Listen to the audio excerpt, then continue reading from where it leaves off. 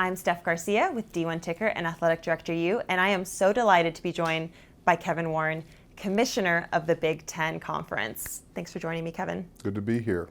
So let's talk about student-athlete mental health and wellness. We are in an era of mental toughness and, burying your feelings. And in athletics especially, having that gritty strength is a priority. So at times, student athletes tend to maybe suppress any mental health concerns they have. What can we do to break that stigma? Yeah, that's always been a concern of mine. I know you were a former student athlete, you're still an athlete. I was a former student athlete, and what really it came to mind was at age 11, I was in a serious car accident. I was run over by a car, I was on a bike. But spending a lot of my time in hospitals and in a body cast and going through a lot of issues. I had great physical doctors that got me back physically to be able to go and play Division I college basketball. But during that entire process, not one person talked to me about my mental health. And so I had to deal with issues in junior high, then in high school and college, and so that was something I said, if I was ever in a position to make an impact on the life of all young people, but especially student athletes, it would be a priority. There's almost a cottage industry in these days in the larger fitness community with performance coaches and this, again, mental toughness theme.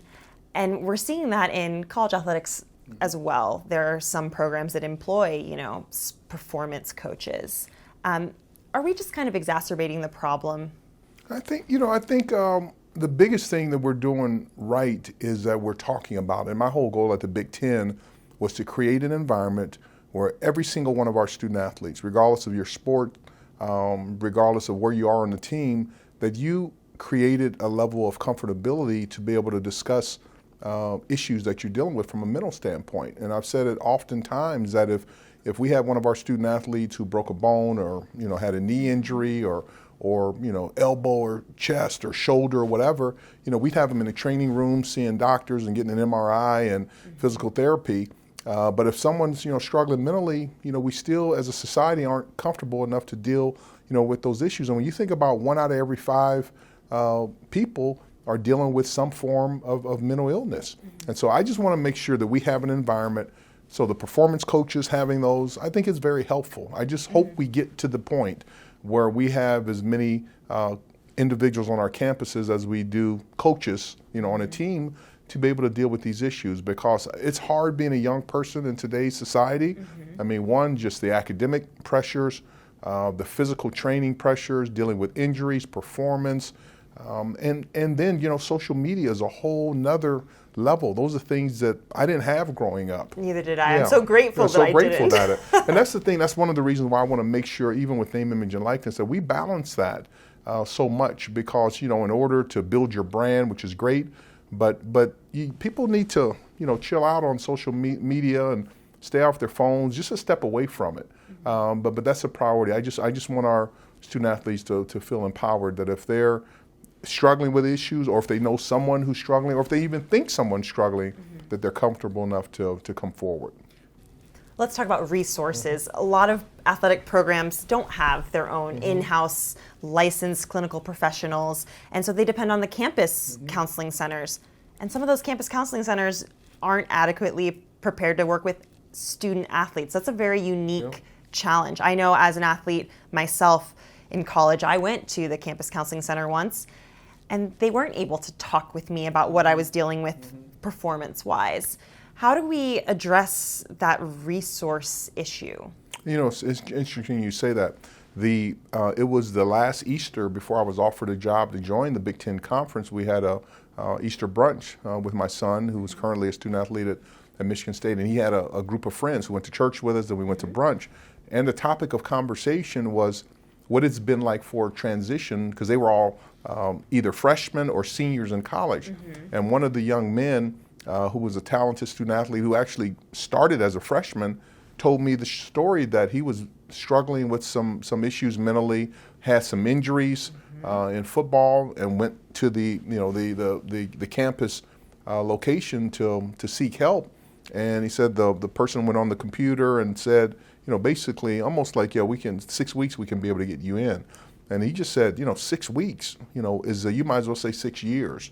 And so you're right. I mean, we need to make sure that we have proper resources on all our campuses and resources that specialize to help our student athletes. And that's why any of these services, even being able to get in to help, but that's a priority of ours in the Big Ten. That's something that we're trying to do because it really is saving lives, and it could be very lonely, especially being away from home and maybe first time dating and dealing with all those issues, academics and finals and just complications. You're giving me flashbacks to college. I'm telling you, right.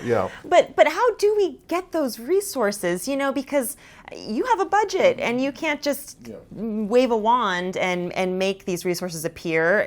Is it something where we need to go? Is it campus by campus? Is it conference wide? I think it's what we're doing right now, talking about it, making it a priority, and then figuring out ways to supplement the services. And that's one of the reasons why we provided the call map to all of our student athletes and coaches, everyone in the Big Ten family. That's not the end all, be all, but it's a first step. Even from a relaxation, meditation standpoint. But I agree with you that we need to make it a priority in college athletics, really in society, to be able to have the resources, because we are, saving lives by making sure that we focus on the area of mental health and wellness. You mentioned just having the conversation, and that is so important. And so, just candidly, do you feel that there are enough athletic directors and coaches who feel comfortable enough talking about this to their athletes? They do. I mean, I feel I can speak for our conference. I know in our conference, our athletic directors and our coaches are very well versed. This is a priority. They care about the student athletes, and so I know this is an area that we all want to do better, and from a resource standpoint, from an education standpoint. And so I'm very pleased with the progress we're making. But I think everyone you talk to says that we can do better, and we want to do better, and we will do better. And I just look by how much we've improved even the last couple of years. It's a priority, and that's what made this, Teammates for Mental Health during our ACC Big Ten Challenge, just to be able to create awareness from a PSA standpoint, from wearing pins, and just to create awareness, because I'm amazed at the number of people that reach out to me to say that, thank you for that, because I saw the commercial, I saw the PSA, and it gave me the encouragement to pick up the phone and make a phone call. So I just think the more that we can talk about, you will never be wrong by investing more resources in this area of mental health and wellness for our student athletes and for all of our students. Well, like you said, awareness is just so important, and student athletes are such, they're heroes, they're hometown heroes, they have communities rallying around them, and just to be able to say, it's okay, there's no stigma here, wherever you are on the mental health spectrum, that can save lives that they don't even know they're affecting. My last big question is, obviously we know we need more resources, but sports psychology, it's a unique thing, and there's not necessarily a linear path for a licensed professional to be well-versed in working with athletes. How do we build this pipeline so that we have more, again, licensed professionals to come in and help? Yeah, one of the things we've been talking about internally that we're going to end up hosting, and this is a 2023, project, is to actually have, a mental health and wellness conference, hosted by the Big Ten at the Big Ten office, where we can, lean on our resources on our 14 different campuses, all our affiliate members, student athletes, and athletic directors, coaches, to be able to talk about this issue, to be able to raise the issue of more resources are needed, to more mental health professionals are needed, just to be able to bring forth these items. So that's something that we would love for you to participate in. But I think the more, just like we're doing here today, the more we can talk about it, the more that we can feel comfortable. And that's why I was so proud with like Naomi Osaka, people stepping up and saying this is a real issue that we have to talk about. And people need a break. And just not only for young people, life is just hard and generally speaking, so we need to make sure that we show each other grace